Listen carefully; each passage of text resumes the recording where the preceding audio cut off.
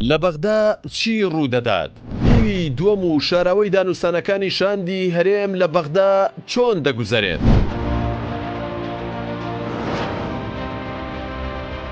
ڕەنگە لە دوای دانوستانەکانی هەرێمی کوردستان و بەغدا لەسەر نووسینەوەی دەستوری هەمیشەیی عێراق دانوستانەکانی ئەم دوایەی هەولێر و بەغدا لەسەر پشکی هەرێمی کوردستان درێژترین ماوەی دانوستانی ئەو دوولایەنە بوو بێت بە شێوەیە کە شاندی هەرێم ڕیکۆردی زۆرترین سەردانی بۆ بەغدا شکاندووە. دەرەنجامی هەموو سەردانانەی چەندین مانگە ئەنجام دەدرێت یەک ڕستە بووە نزیکین لە ڕێکەوتن.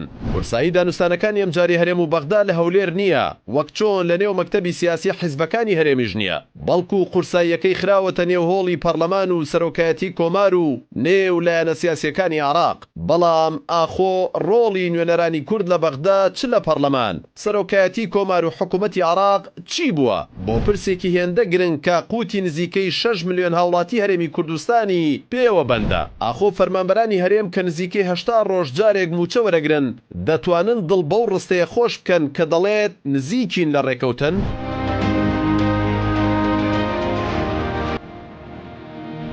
شارپرێس لەگەڵ ئەندامێکی کووردا لیژنەی دارایی و ئابووری لە پەرلەمانی عێراق قسەی کرد کە لیژنەکە بۆ دانوستانەکانی ئەمجاری هەولێر و بەغدا ڕۆڵی یەکلاکەرەوەی هەیە. ئەو نوێنەرە کووردە لە لیژنەکە باسی لە هەوڵەکانی سەرۆکایەتی کۆمار بۆ لێک نزیکردنەوەی هەولێر و بەغدا کردووتی. هێندەی ئەم ساڵ سەرۆک کۆمار بە پرسی بودجەوە ماندوو بووە. لە 2015ەوە تا ئێستا هیچ کەسێک لە بەغدا بەو شێوەیە هەوڵی لەگەڵ بودجەی عێراق و جێکردنەوەی پشکی هەرێم نەداوە. هەرچەندە شاندەکانی هەرێمی کوردستان کاتێک دەچنە بەغدا لەگەڵ سەرجەم نوێنەرە کوردەکان چ لە سەرۆکایەتی کۆمار چ لە پەرلەمان و حکوومەت کۆ دەبنەوە. بەڵام وەک پەرلەمانتارانی کورد دەڵێن کێشەکە لە نێو ئەو کۆبوونەوانەدا نییە. هەمووان کۆکن لەسەر پشکی هەرێم سەرەڕای هەندێک ڕای جیاواز، بەڵام کێشەکە لە نێو خودی پەرلەمانی عێراقە، چونکە دوو پەرلەمانتار دەتوانن لە نێو کۆبوونەوەکان گەورەترین کێشە دروست بکەن. لە چەند هەفتەی ڕابردووشدا ئەوە بەڕوونی بینرا کاتێک هێزە سیاسیەکان نزیک بوون لەوەی ڕێکەوتن لەسەر دەقێک پەیوەست بە هەرێم ئەنجام بدەن.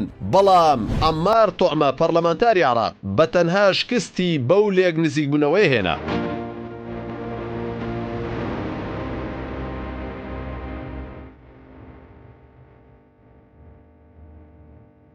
جەمال کۆچەر ئەندامی لیژنەی دارایی و ئابووری لە پەرلەمانی عێراق لەبارەوەی ئاخۆ بۆچی لە پاش کۆبوونەوە گرنگەکانی نێو سەرۆکایەتی کۆمار یان شاندی هەرێم لەگەڵ بەغدا جگە لە قسەی چەند پەرلەمانتارێکی کەم هیچ ڕاگەیەندراوێکی فەرمی لەبارەی ئەو کۆبوونەوانەوە بڵاو ناکرێتەوە وتی چونکە نەگەیشتوونەتە ڕێکەوتن چی بە خەڵک بڵێن؟ چونکە نەگەیشتوونە ڕێکەوتنی کۆتایی لەبەرەوە چی بڵێن؟ چی بە خەڵک بڵێن؟ نەگەیشتوونە ڕێکەوتن هەروەیە ئەڵێن ئێمە نزیکیەکین تەفاهم دروستە تەفاهم بووە مرۆنەتێک پیا بووە مانای ئەوە نەگەیشتوونە ڕێکەوتن. جەمال کۆچەر بە تەنزەوە باز لە دەرەنجامی 45 ڕۆژ سەردانی بەردەوامی شاندی هەرێمی کوردستان بۆ بەغدا دەکات و دەڵێت مەگەر ئیتر باسی شتە شەخسیەکانی خۆیان بۆ شاندی عێراقی بکەن. ئەوە 45 ڕۆژە شاندەکە دێت و دەچیت چی بە یەکتر ئەڵێن هیچی نەماوە. هەرەوە ماواتی باسی ئیشی خۆی تایبەت بیکردە هیچی نەماوە.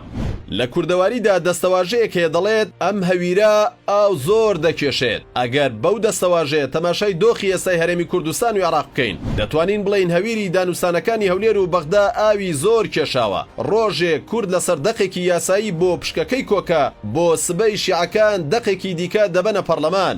بەڵام شیروان میرزا ئەندامی فراکسیۆنی یەکێتی لە پەرلەمانی عێراق کە لە نزیکەوە ئاگاداری دانوستانەکانە دڵێت شیعەکان ئێستا بۆ چوونیان گۆڕاوە وەکو پێشوو نییە، ئەویش بەهۆی چەند هۆکارێکەوەیە.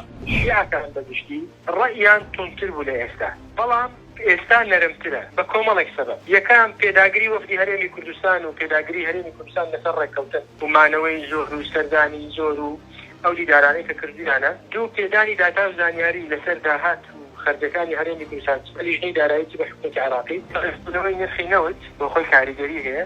چوار گۆڕینی هەندێک معادلەی سیاسی یا بەڵێن گۆڕانی هەندێک معادلەی سیاسی. ساڵانی ڕابردوو کاتێک کێشەیەک لە نێوان هەرێم و بەغدا ڕووی دەدا لایەنە سیاسیەکان ڕۆڵیان نەدەدایە پەرلەمانتارەکانیان و سەرکردەی ئەو لایەنانە یاخود مەکتەبی سیاسی حیزبەکان دەچوونە بەغدا و کێشەکانیان یەکلا دەکردەوە. بەڵام ئەو دۆخە بۆ خولی ئێستای پەرلەمان بووەتە ڕابردوو چونکە نوێی سیاسی دروست بووە بەتایبەت لە پەرلەمانتارە عەرەبەکان. دەیانەوێت پەرلەمان بۆ چارەسەرکردنی کێشەکان سەنتەر بێت نەک مەکتەب مەکتەبی سیاسی حیزبەکان. شیروان میرزا باز لە یەکگرتووی فراکسیۆنە کوردیەکان دەکات لەم خولەدا کە بەرامبەر ئەو نەوە نوێیی سیاسیەکانی عێراق وەستاونەتەوە. ئەوەی کە پەیوەندی بە بودجێوە هەیە و لە ناو لیژنەی دارایش بە تایبەتی تا ئێستا کۆدەنگێکی باش هەیە، پشتیوانێکی باش هەیە و هەوڵمانداوە تا ئەو ئاستەی کە هەر شتێک لە قازانجی خەڵکی عێراق بەگشتی و خەڵکی هەرێمی کوردستان بێ دەنگی پێ بدەین. کاتێک شاندی هەرێم لە بەغدا لەگەڵ لایەنە سیاسیەکان کۆ دەبێتەوە، وێنەی کۆبوونەوەکان و پێکەنین و دڵخۆشی شاندی هەرێم کەشێکی باش و دڵخۆشکەر لای خەڵکی کوردستان نیشانەدات. بەڵام کاتێک کامێرەی ڕاگەیاندنەکان لە کۆبوونەوەکان دوور دەکەونەوە، دیوی ڕاستەقینەی دانوستانەکان دەست پێ دەکات. موسەنا ئەمین ئەندامی هاوپەیمانی هیوا و بەشدار لە کۆبوونەوەی فراکسیۆنە کوردیەکان هەم بە جیا و هەم لە سەرۆکایەتی کۆمار پێی وایە کەشێکی دووبارە و بێبەرهەم باڵی بەسەر کۆبوونەوەکاندا کێشاوە. قسەکان دووبارەن، ینی بەرهەمدار نین، بە هیچ ئەنجامێ نەگەیشتووە بشێ بۆ ڕاگەاندنی بوترێ. هەندێکیش لەو پەرلەمانتارانەی کە سەر بە هەردوو حیزبی دەسەڵاتن ناتوانن ڕاستیەکان هەندێک جار ئاشکرا بکەن. ئەگەر هەرێم و بەغدا بگەنە ڕێکەوتن خەڵکی کوردستان قازانج دەکەن. حکوومەتی هەرێم کا دروشمەکەی حکوومەتی خزمەتکاری خەڵکە بۆ نایەوێت دوای ساڵانێک لە دۆخی خراپی ئابووری خەڵک موژدەیەکی خۆش بداتە هاوڵاتیەکانی. موسەنا ئەمین لەو بارەوە بەڕاشکاوی دەڵێت بەرژەوەندی حکوومەتی هەرێم نەک خەڵکی هەرێم. حکوومەتی هەرێم لەوایە سەرانی حکوومەتی هەرێم، بازرگانەکانی حکوومەتی هەرێم، کاون کۆمپانیەکانی حکوومەتی هەرێم بەرژەوەندیان لەوایە ئەم مەلەفە یەکەم بە لێڵی بمێنێتەوە، دووەم لە دەست خۆیان نابمێنێتەوە.